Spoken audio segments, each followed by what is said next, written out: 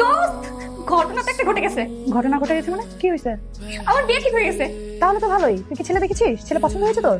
আরে ধুর, ছেলে দেখে আমি কি করবো? এতদিন বলার পর যে একটা ছেলে ঠিক করছে এটাই তো অনেক।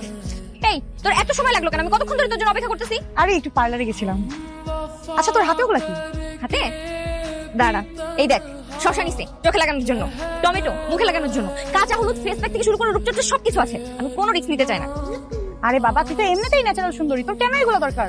শোন, আমি চাই ছেলে আমাকে প্রথম দেখে ক্রাশ খেয়ে যাক। ছেলে যদি আমাকে পছন্দ না করে তখন কি হবে? আরে বাবা এমন কিছুই হবে না, চল। চল। ওরে চান্দু, তুমি? তার মানে সেদিন আমাকে দেখে ক্রাশ কি আজ বাসায় প্রপোজাল নিয়ে এসেছো? তাহলে তুমি আসলেই সুন্দরী। আজ পিথাগোরাসের উপপাদ্যের মতো প্রমাণিত হয়ে গেল। হায় আল্লাহ, এই জিনিস এইখানে কেন? আমার বাবা কি দেখে মেয়ের চয়েস করছে? দুনিয়ায় কি আর কোনো মেয়ে ছিল না? আসলে আমি কিন্তু সব করতে পারি। আমার বাবা মা একটু লাজুক তো, তাই তারা বলতে পারছে না ঠিক মতো।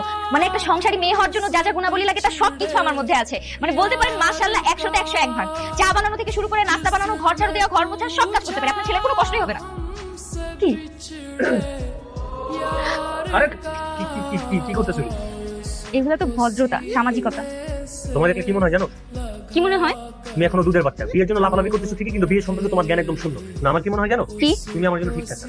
কি ঠিকঠাক না? কেন ঠিকঠাক না? আপনি আমাকে যা বলবেন, যেভাবে বলবেন, যেমনি বলবেন আমি সেভাবে চলবো। প্লিজ আমাকে বিয়ে করেন।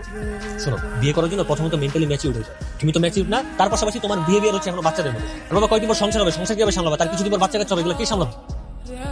শোন, কাজী যখন বিয়ে পড়াবে আমাকে বলবে কবুল বলতে, আমি লজ্জা পাবো।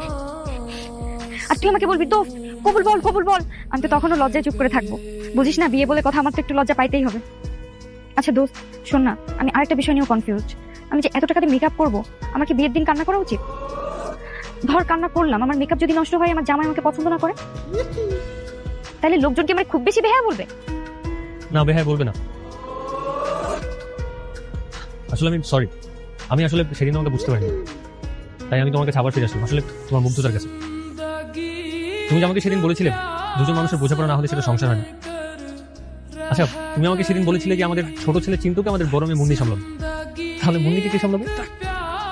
তুমি। আমি কেন? কারণ তোমাকে সামলাবো আমি।